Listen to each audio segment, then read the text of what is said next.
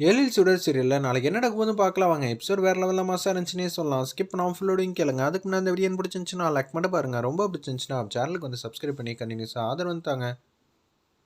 எழிலுக்கு தெரியாமல் வந்து கையெழுத்து ஒன்று போட சொல்கிறாங்க கவினை. நம்ம மனோகரி அதெல்லாம் ஒன்றும் வேணாம், இது தப்பு மாதிரி தானே தெரியுது. எப்போதும் வந்து ப்ராக்ரஸ் கார்டில் அப்பா தானே சிக்னேச்சர் போடணும், அப்பா மாதிரி எனக்கு கையெழுத்து போட தெரியுங்கிறனால நான் போட முடியுமான்னு சொல்லி எழில் வந்து கரெக்டாக கேட்குறாங்க. ஏன்னா அவன் இவ்வளோ புத்திசாலித்தனமாக இருந்தானா ஒன்று எப்படா நான் ஹாஸ்டலில் வந்து தள்ள முடியும், ஏன்னா நினச்சிட்டு இருக்கோம் மனசில் அப்படின்னு மனசில் நினச்சிட்டு, ஏய் போடுறா, இதுவும் கார்ட்டூன் வரைகிற மாதிரி தான்டா போடுறா அப்படின்னு சொன்னோன்னே உட்கார மாட்டேங்கிறாங்க சேரில். ஏய் கவின், நான் சொன்னால் கேட்பியா மாட்டியா, பிரச்சனை எல்லாம் எதுவும் இருக்காதுடா, கையெழுத்து மட்டும் போட்டேன்னு வச்சுக்கேன், நிம்மதியாக சந்தோஷமாக யார்ட்டையும் திட்டு வாங்காமல் போகலாம். பாட்டியும் திட்ட மாட்டாங்க, அதே மாதிரி எழிலும் திட்ட மாட்டாங்க. என்ன சொல்கிறேன்னொன்னே செல்வி பேனா எடுன்னொன்னே ஷோல்டரை பிடிச்சி உட்கார வச்சிடுறாங்க அந்த இடத்துல நம்ம கவினை. அதே மாதிரி வந்து வரைய சொல்கிறாங்க, அதே மாதிரி கியூட்டாக அழகாக வந்து வரைஞ்சி முடிச்சிடுறாங்க சிக்னேச்சரை. இதை பார்த்தோன்னு வந்து சந்தோஷப்படுறாங்க. பாத்தியா அப்பா கிட்ட இனிமேட்டு திட்டு வாங்க வாய்ப்பே இல்லைங்கிற மாதிரி தான் அதிரடியாக வந்து யோசிச்சுட்டு இருக்காங்க அந்த இடத்துல நம்ம கவினை. ஒரு பக்கம் உச்சக்கட்ட கோபத்தில் வந்து இருக்காங்க நம்ம மனோகரி. இந்த விஷயத்தையே வந்து உன்னை தவிடுபடி ஆக்குறேன்டா, இதே மாதிரி தான் நீ எப்போதும் யோசிச்சுட்டு இருக்கணுங்கிற மாதிரி இருக்காங்க.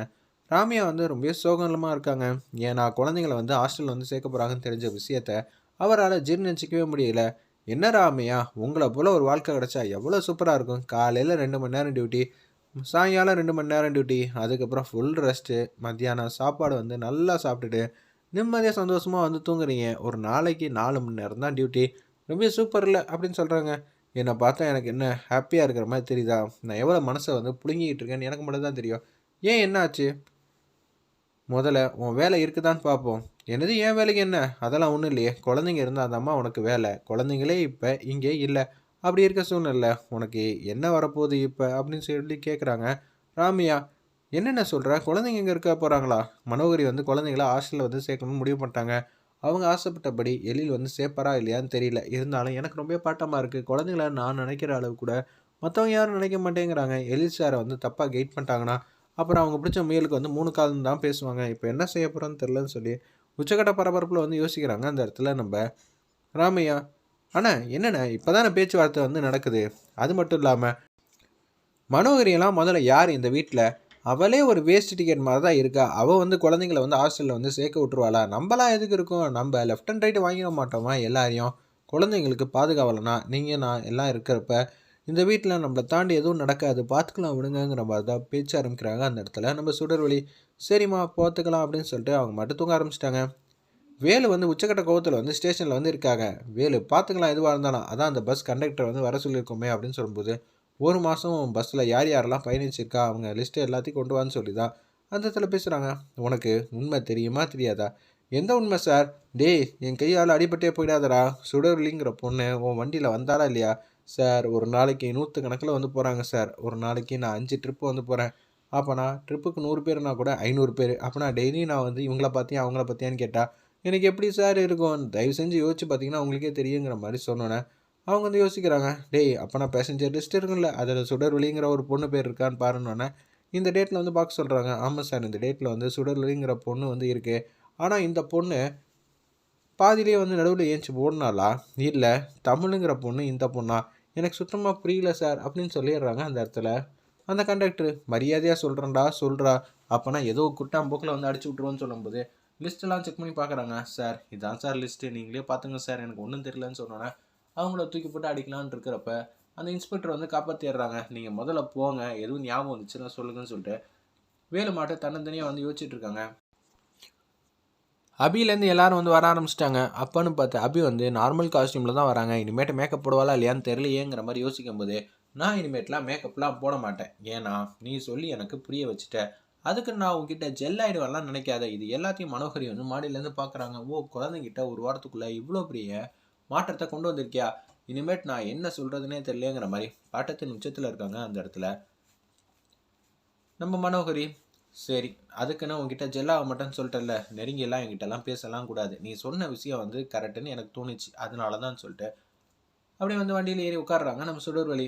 நான் சொன்னது உனக்கு புரிகிற அளவுக்கு பக்குவமாக சொல்லியிருக்கேன்ல, அது வரைக்கும் சந்தோஷம் தான். அவங்க அப்பாவை நீயும் ஒத்துமையாக எந்த பிரச்சனையும் இல்லாமல் இருந்தாலே அதுவே சந்தோஷங்கிற மாதிரி தான் இருக்காங்க அந்த இடத்துல நம்ம சுடர்வழி. அப்படி தான் திங்க் பண்ணுற மாதிரி காட்டுறாங்க. ஸ்கூலுக்கு வந்தோன்னே வந்து கவின் காவியா 2 பேரும் வந்துட்டிங்களா? வந்துட்டேன் மேடம் சொல்லுங்கள் அப்படின்னு சொல்லணும். உங்கள் அப்பா அம்மா எந்த கம்பெனியில் வேலை பார்க்குறாங்க?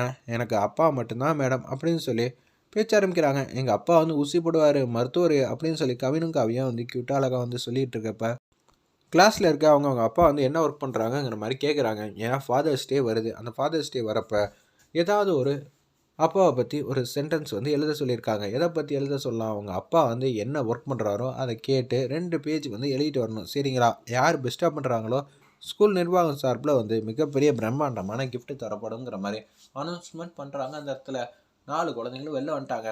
இதே மாதிரி தான் அபி எனக்கும் சொல்லியிருக்காங்கன்னு குட்டி பாப்பா அஞ்சலியிலேருந்து கவின், காவியா எல்லாரும் வந்து திங்க் பண்ணுறாங்க அந்த இடத்துல. ஆமாம்மா, ஏன் வந்து ஃபாதர்ஸ் டேலாம் வைக்கிறாங்க? நமக்கு தான் நம்ம அப்பாவை சுத்தமாக பிடிக்காது. அது மட்டும் இல்லாமல் மதர்ஸ் டேன்னு வச்சுருந்தா அம்மாவை பற்றி எழுதுறதுக்கு ஏகப்பட்ட விஷயம் இருக்குன்னு கவின் வந்து யோசிக்கிறாங்க, காவியாவும். ஆனால் அப்பாவை பற்றி நான் என்ன எழுதுறது? வேஸ்ட் ஆச்சு. அவர் நம்மளை போட்டு கஷ்டப்படுத்திட்டு இருக்காப்புல. இதில் நம்ம எப்படி போய் கேட்குறதுங்கிற மாதிரி தான் உச்சக்கட்ட கோவத்தில் இருக்காங்க அந்த இடத்துல. நம்ம குட்டீஸ் எல்லாரும் 4 பேர் சோகமாக இருக்காங்க. அப்பன்னு பார்த்து நம்ம சுடர்வழி மாட்டுக்கு மாதம் வந்து உட்காடுறாங்க. என்னது 4 பசங்களும் வந்து சோகமாக இருக்கீங்க? கவின், காவியா நாளைக்கு எதுவும் டெஸ்ட் எதுவும் இருக்காங்களா? இல்லை ஸ்டாஃப் எதுவும் அடித்தாங்களா? சேச்சே, ஸ்டாஃப்லாம் அடிக்கிற அளவு நம்ம என்ன வீக் பாடியா? நம்மளாம் ஸ்ட்ராங் பாடி. அதெல்லாம் நினச்சாலாம் கவலைப்படலாம் மாட்டோம். கவின், அப்புறம் என்ன பேய் அரைஞ்ச மாதிரி இருக்கே? 4 பேர் ஒரே மாதிரி இருக்க மாட்டீங்க. அபி, டெஸ்ட்டாக இருந்தால் நீ ஏன் பயப்பட போகிற? நீ தான் படித்து எப்படி இருந்தாலும் தூள் கிளப்பிடுவே. இது எனக்கு நல்லாவே தெரியும்.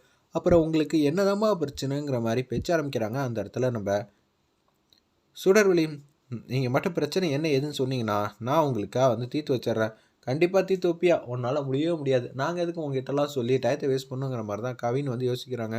உன்னை குட்டி பாப்பா அஞ்சலிக்கிட்ட வந்து நடந்ததெல்லாம் கேட்டாங்க. அவங்களும் சொல்லி முடிச்சிட்றாங்க. இவ்வளோ தான் விஷயமா? இதுக்கு தான் மூஞ்சி வந்து தூக்கிட்டு இருந்தீங்களா? இதெல்லாம் சாதாரண விஷயம். இது எதுவாக இருந்தாலும் பார்த்துக்கலாங்கிற மாதிரி தான் பேசிகிட்டு இருக்காங்க அந்த இடத்துல. நம்ம காவியாலேருந்து எல்லாரும் சரி பார்த்துக்கலான்னா எப்படி இவ்வளோ போய் நம்ப போறியா? நம்புற மாதிரி இல்லை. ஆனால் இவளுக்கு ஒரு சந்தர்ப்பத்தை வந்து கொடுக்கலாமே. அப்பாவை பற்றி ஏதாவது எழுதணும் கட்டுறேன்னா 2 பக்கத்துக்கு வந்து எழுதணும் அப்படின்னு அஞ்சலி பாப்பாலேருந்து எல்லாரும் பேசுகிறாங்க. 2 பக்கத்துக்கு அப்பா என்ன வேலை பார்ப்பாரு? அப்பா வந்து ஊசி போடுவார். இது மட்டும் தான் தெரியும். அப்பா வந்து எங்களை எங்கேயுமே வெளியில் கூட்டிகிட்டு போனதில்லை. இன்னொன்று அவங்க கம்பெனி ஆஃபீஸ் கூட எங்களை கூட்டிகிட்டு போனதில்லை. மருத்துவமனையெல்லாம் பார்த்தா அப்பா என்ன பண்ணுறாங்க ஏது பண்ணுறாங்கன்னு ஒரு 20 நிமிஷம் பார்த்தா என்ன எழுதணும் கொஞ்சமாவது ஐடியா வந்து தோணும். ஆனால் என்ன சொல்கிறது, எங்கள் அப்பா தான் எங்களுக்காக எதுவுமே செய்ய மாட்டாரே. அவருக்கு ஹாப்பியாக இருக்க என்னென்ன செய்யணுமோ அதை மட்டும் தான் செய்வாப்பில். நாங்களாம் அவருக்கெல்லாம் ஒரு பொருட்டாங்கிற மாதிரி யோசிக்கிறாங்க அந்த இடத்துல குட்டீஸ்லாம். நிச்சயம் உங்கள் அப்பா உங்களை மருத்துவமனைக்கு கூட்டிகிட்டு போவாங்க. கூட்டிகிட்டு போனால் எல்லாமே கிறிஸ்டல் கிளியராக வந்து தெளிவாயிடும்ல. அப்போயாவது உங்கள் அப்பாவை பற்றி புரிஞ்சுக்கங்கிற மாதிரி தான் நம்ம சுடர்வழி வந்து யோசிக்கிறாங்க. நிச்சயம் அப்பா வந்து இந்துமதி கூப்பிட்டாங்கன்னா கண்டிப்பாக வந்து கூட்டிகிட்டு போவாங்க. ஆனால் நாங்கள் கூப்பிட்டா எப்படி கூட்டிகிட்டு போவாங்க? அதுக்கெலாம் பாசிபிளே இல்லைங்கிற மாதிரி ஒரு பக்கம் வந்து குட்டீஸ் எல்லாம் வந்து சுடர்வழிக்கு வந்து ஐடியா கொடுக்குறாங்க. இங்கே இருக்கிறவங்கள்ட்டே வந்து